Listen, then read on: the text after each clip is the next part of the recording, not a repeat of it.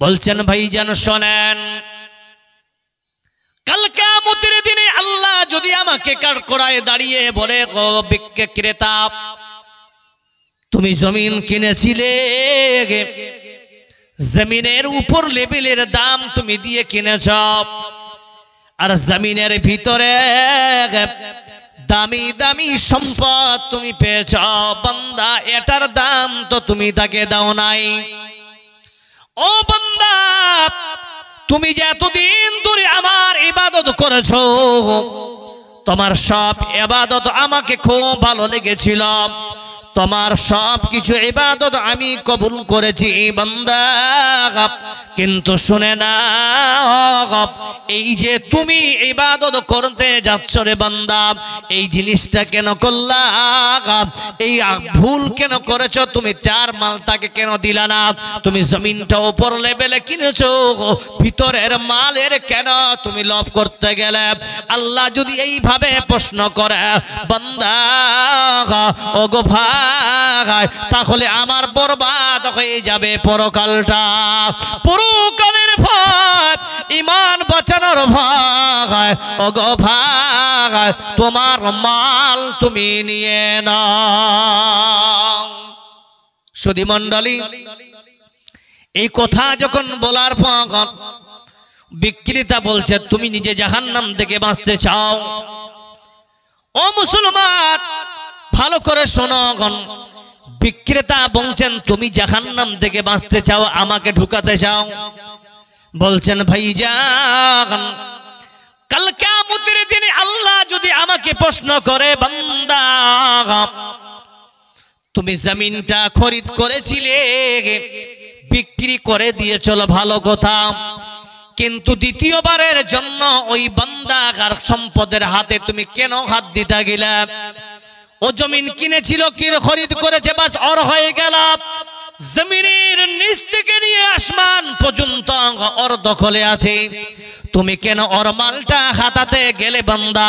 আল্লাহ সেদিন যদি আমাকে প্রশ্ন করে, বান্দা কেন তুমি মাল নিতে গেলে, তাহলে সেদিন আল্লাহ যদি আমাকে বলে, এই আমলের কারণে আমাকে আল্লাহ যদি জাহান্নামে দিয়ে দেয়, তাহলে আমার এই পরকাল আমার বরবাদ হয়ে যাবে। হাদিসের মধ্যে আছে, এই ঝগড়াটা 2 দিন 2 রাত, কেউ লিখেছেন 3 দিন 3 রাত চলেছে। মুসলমান জবাব দেন, এই ঝগড়াটা কিসের? মুসলমান জোরে বলেন, ইমানদারে কি ইমানের কিনা? ইমান বাঁচানোর তাগিদে এই লোক ছুটলেন কাজী সাহেবের কাছে। কাজী সাহেবের কাছে গিয়ে এবার তাকে প্রশ্ন করলেন, বিচার দিলেন, ওগো কাজী সাহেব, আমরা এই সমস্যার সম্মুখীন হয়েছি, কাজী সাহেব রে, তুমি আমাদেরকে ফয়সালা করে দাও। এবার কাজী সাহেব শুনে হতভম্ব হয়ে বলছেন, আগারে জীবনে বহু ফয়সালা করেছি, সমস্যার সমাধান করেছি, কিন্তু এই রকম সমস্যার কোনোদিন সমস্যার সম্মুখীন হয়নি। বাস কিছুক্ষণ পরে ওই কাজী সাহেব বলছেন, ও বিক্রেতা ভাই এখানে আসো, ও ক্রেতা ভাই এখানে আসো। ক্রেতাকে বলছেন, তোমার মেয়ে আছে? বলে হ্যাঁ আছে। বলছেন, ও বিক্রেতা ভাই, তোমার ছেলে আছে? বলে হ্যাঁ আছে। বলছে, 2 জনের সঙ্গে বিবাহ দিয়ে দাও, এর ফয়সালা হয়ে যাবে। সেই বিক্রেতা বলছে, ওগো কাজী সাহেব, আপনার কাছে এসেছিলাম কলসের ফয়সালা নিতে, কিন্তু আপনি ছেলে মেয়ের বিবাহ দিতেছেন, না না না, এটা আমরা চাই না। কাজী সাহেব বলছে, এটাই হবে তোমাদের সমাধান, কারণ মেয়ের বিয়ে দিতে হলে মোহরানা আদায় হয় কি হয় না? আপনার দিকে মোহরানা দেয়? মোহরানা দিতে হয়। সেই কাজী সাহেব বলছেন, কলসের মধ্যে যতগুলো স্বর্ণ মুদ্রা আছে, অর্ধেক স্বর্ণ মুদ্রা মেয়েটাকে মোহরানা স্বরূপ দিয়ে দিয়ে, বলুন সুবহানাল্লাহ। বাকি যে স্বর্ণ মুদ্রাগুলো থাকবে, এগুলা দিয়ে বান্দা ছেলেটা অলিমা খাওয়াবে, বলুন সুবহানাল্লাহ। এবার মোহরানা অলিমা খাওয়ানোর পর যদি মুদ্রা বেঁচে যায়, এলাকার সমস্ত গরিব মিসকিনকে তোমরা সাদকা করে দিবে। ও তুই এ দুনিয়ার মায়ায় পড়ে করছো কত বাহানা, এই তো নয় সে আসল বাড়ি, কবর যে তোর আসল ঠিকানা। এই তো নয় সে আসল বাড়ি, কবর যে তোর আসল ঠিকানা। ভাই বেরাদার যারাই ছিল একে একে সব হারালো, ভাই বেরাদার যারাই ছিল একে একে সব হারালো। তুমি আমি কেউ রব না, তুমি আমি কেউ রব না, দিতে হবে রবানা। এই তো নয় সে আসল বাড়ি, কবর যে তোর আসল ঠিকানা। জোরে বলো নারে তাকবীর। সুধী মণ্ডলী, তাহলে হাদিসের মধ্যে তিনটা জিনিস পেলাম। এক নাম্বার হলো মহরানা দিতে হবে, দুই নাম্বার অলিমা খাওয়াতে হবে, তিন নাম্বার গরিব মিসকিনকে সাদকা করতে হবে। মুসলমান শোনেন, আজকে আপনাদের এলাকায় জানি না মহরানাটা নগদ দেওয়া হয় না বাকি। জোরে বলুন, বাকি না নগদ? বেশিরভাগ নগদ, বাকি নেই, বাকি হয়। তাহলে আল্লাহ তাআলা বলছেন ফাতুন নিসা সাদুকাতিহিন্না নাখলা। ও বান্দা শুনে নাও, তোমরা যখন বিয়ে করবে মেয়েকে তোমরা সাদুকাতিহিন্না নাখলা, তোমরা মহরানা বুঝিয়ে দাও। বলুন সুবহানাল্লাহ। কারণ তাদের এটা হক। এই জায়গায় অনেক মেয়েরা, অনেক মানুষেরা আছেন জানি না, যারা ডিমান্ড নিয়ে বিয়ে করেছেন, 10 লাখ টাকা ডিমান্ড দিয়েছে, 5 লাখ টাকা মহরানা, শ্বশুর বাড়ির টাকা দিয়ে মহরানা আদায় করে। বলুন ঠিক না বেঠিক? মুসলমান শ্বশুর বাড়ির টাকা দিয়ে সোনা কিনে মহরানা বেঁধে, এটা তো কামনা মনা মুমিনের নয়। বন্ধু আমার, আজকে আপনার এলাকায় আমার এলাকায় এগুলো হচ্ছে কিনা জোরে বলেন? হয় কি হয় না? 10 লাখ টাকা ডিমান্ড নিয়েছে, 5 লাখ টাকা মহরানা বেঁধেছে, বান্ধিয়েছে কে? মেয়ে পক্ষ। এবার মেয়ে 5 লাখ টাকা দিবে কি? শ্বশুর বাড়ির টাকাটা আবার মহরানা দিচ্ছে। ডাট, এই সমস্ত বিহায়াপনা আজ এই জেহেজ ডিমান্ড সমাজে সব থেকে বড় ভাইরাস হয়ে গেছে। বলুন ঠিক না বেঠিক? এগুলা যদি বাধা দিতে যায় তখন বলছে মৌলবীরা খারাপ। ঠিক না বেঠিক ভাই? মৌলবীরা খারাপ নয়, আপনি খারাপ। লাভ কি লস কি? দেখেন লসটা কোথায়। যার 5টা সন্তান মোচেল তেল লাগিয়ে তারা বলছেন 5 জোরে বলেন আমার দিকে, 5.50 লাখ টাকার মালিক। তার মানে কি? 5টা বেটা 50 লাখ টাকা।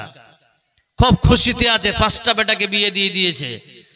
5টা বেটাকে বিয়ে দেওয়া 50 লাখ টাকার মালিক। আচ্ছা বলেন তো, আপনাদের এলাকায় বিয়ের পরে ছেলেরা মালিক থাকে না বাপ থাকে? জি বাপ। অধিকাংশ ছেলেরা হাতিয়ে নেয় কিনা? বাপ বলে দে বেটা এখন তুই সংসার সামলা।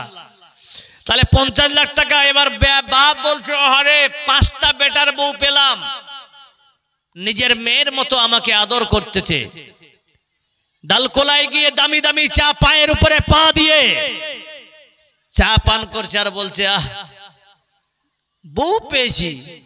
সুধী মণ্ডলী, 5 দিন 5 মাস পর ওই ব্যক্তি রাস্তায় যাচ্ছে, ঠুস ঠুস করে চোখের পানি পড়ছে। বলছে কি ব্যাপার বাবজি, কাঁদছেন কেন? বলছে আর বলিও না রে বাবা, যেই মেয়েগুলোকে বিয়ে করে নিয়ে এসেছিলাম এই বৌমাগুলা নিজের মেয়ের মতো আমাকে দেখছিল, সেই বৌমা আর বৌমা নেই, দাজ্জাল হয়ে গেছে। বলুন ঠিক না বেঠিক? হারাম ভাবে বিয়ে দিবে, দুনিয়াতে চোখের পানি তোমাকে ফেলতে হবে। এমন সময় আসবে চোখের পানি পড়বে, মুছার মতো লোক পাবে না। সুধী মণ্ডলী, আল্লাহ যেন এই সমস্ত হারাম কাজ থেকে আমাদেরকে বাঁচিয়ে নেয়। জোরে বলুন আমিন। নাম্বার 2, অলিমা খাওয়ানোর কথা এসেছে। এবার আপনাকে প্রশ্ন করি, অলিমা খাওয়াবে কে? ছেলে না মেয়ে? ছেলে পক্ষ না মেয়ে পক্ষ? যে আপনাদের দিকে বরযাত্রী যান? বরযাত্রী, জি ভাই, বরযাত্রী যায় তো? কতগুলো যায়? বেশি লয়, ফের বলছে বেশি লয় 200, বেশি ফের লয় ফের 200। তাহলে 200 জন যদি বরযাত্রী যান, তাহলে এই 200 জনে যতগুলা বরযাত্রী যায় সবাই কি নামাজি? জি ভাই, সবটি হাজি সাহেব? কেউ বলছে হাজি, সবটি হাজি সাহেব। জি না, 200টার মধ্যে 190টাই খাড়ায় পেশাব করা, গুটকা খর আর বিড়ি খর আর সিগারেট খর, বাকি 10 জন নামাজি। বলুন ঠিক না বেঠিক? 10টা লয়? বাহ, অভিজ্ঞতা ভালো আছে আপনার। বলছে 10টা লয়, তার মানে হলো বরযাত্রী আপনি যাচ্ছেন, ঠিক আছে, বারাতি যান, কোন মাপের মেয়ের বাপকে প্রেসার ক্রিয়েট করে আপনি যে খাবেন এমন কোন শরীয়ত তো নেই। শরীয়ত বলছে অলিমা খাওয়াতে, অলিমা তো ছেলে খাওয়াবে। এই ফ্যাশন কোথা থেকে পেলেন? আর নতুন নতুন জিনিস এখন উঠেছে বিয়ে বাড়িতে, ছেলেরা বিয়ে করতে যাচ্ছে, আলহামদুলিল্লাহ যান, কে বাধা দিয়েছে আপনাকে? আপনি যাবেন বিয়ে করতে। এবার গেট বানিয়েছে, হিন্দু রেওয়াজ আপনারা চালু করেছেন, ওই জায়গায় একটা বড় ফিতা দেওয়া হয়েছে। এই ফিতাগুলাকে কাটার জন্য আবার ছেলেটাকে দাঁড় করিয়ে বলছেন ফিতা কাটো, তারপরে প্রবেশ করো। বলুন ঠিক না বেঠিক? এই সমস্ত হচ্ছে শরীয়ত বিরোধী কাজ, এগুলা হচ্ছে বিদআত, এগুলা চলবে না। ফিতা কাটার হুকুম তোমাকে কে দিল? ও বাবা! আর ছেলে যাচ্ছে বিয়ে করতে রুমাল মুখে দিয়ে, তুই কত কি করতো না? 1 মাস আগে তোর বাপের আর তোর বিচার হলো, আজকে তুই রুমাল দিয়ে যাচ্ছিস মানে? মনে রাখবেন, এই ফিতা কাটা এটা কোনো শরীয়তের নয়, শরীয়তের বাইরে। এগুলাকে সমাজ থেকে লাত মেরে বের করতে হবে কিনা? জোরে বলেন। এগুলাকে বাধা দিতে হবে কিনা? আমি আসতেছি ওই আয়াতের দিকে। ওয়াতাওয়াসাউ বিল হক, হক কথা বলতে হবে। ওয়াকুল জাল হক ওয়া জাহাকাল বাতিল ইন্নাল বাতিলা কানা যাহুকা। সত্য কথা বলবেন, সত্য যতই বার বলবেন মিথ্যা ততই বিলুপ্ত হবে, আর মিথ্যা বিলুপ্ত হওয়ার জন্য জন্ম নিয়েছে। জোরে বলুন নারায়ে তাকবীর। প্রিয় মুসলিম সমাজ, আজকে যুবকদেরকে আমি বলি যে এই যুবকেরা তোমরা এখনো বিয়ে করোনি, এমন কোন কাজ করবে না যেটা শরীয়ত বিরোধী কাম, এমন কোন কাম করবে না যেটা বিদআত কাম, এমন কোন কাম করবে না যেটা শিরকের মধ্যে পড়ে যাবে। তোমাদের ঈমান, তোমাদের আকীদা, তোমাদের তাওহীদ যদি ঠিক থাকে, ঈমান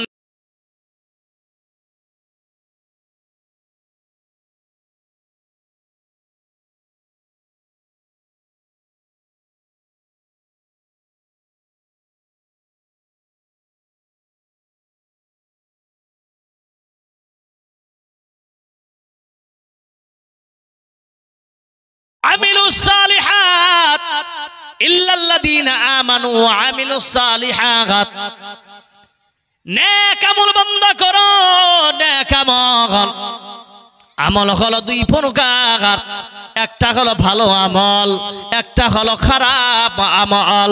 বান্দা ভাজে কোন দুনিয়াতে তোমরা থাকবে, খারাপ আমল বান্দা করবে না, ভালো আমল করবে। ভালো আমল বান্দা যদি করো তাহলে আল্লাহ রাব্বুল আলামিন তোমার জন্য জান্নাত রেখেছে। কেমন কথা?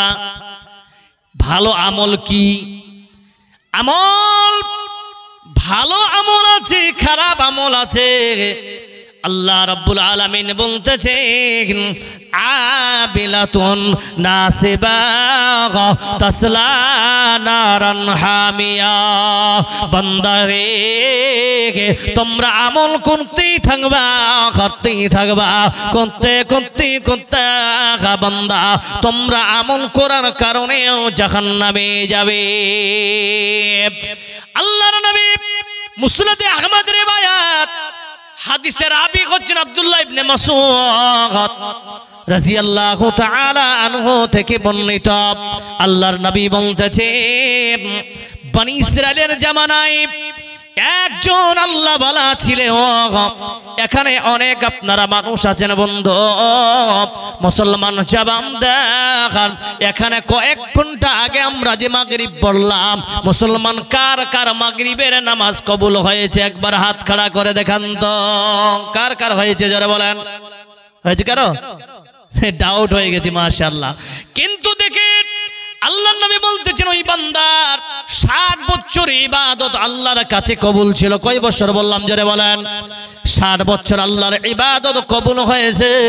ওই বান্দা এবার জঙ্গলের মধ্যে ইবাদত করতেই থাকেন। হঠাৎ করে একজন মহিলার সঙ্গে 6 দিন টানা জিনা করেছে। 6 দিন জিনা করেছে। 6 দিন জিনা করার কারণে আল্লাহ তার 60 বছরের ইবাদত নষ্ট করে দিয়েছে, বরবাদ করে দিয়েছে। সুধী মণ্ডলী, ওই বান্দা পাগলের মতো হয়ে গেছে। আখারে করব কি? এই মসজিদ ওই মসজিদ করে বেড়ায়।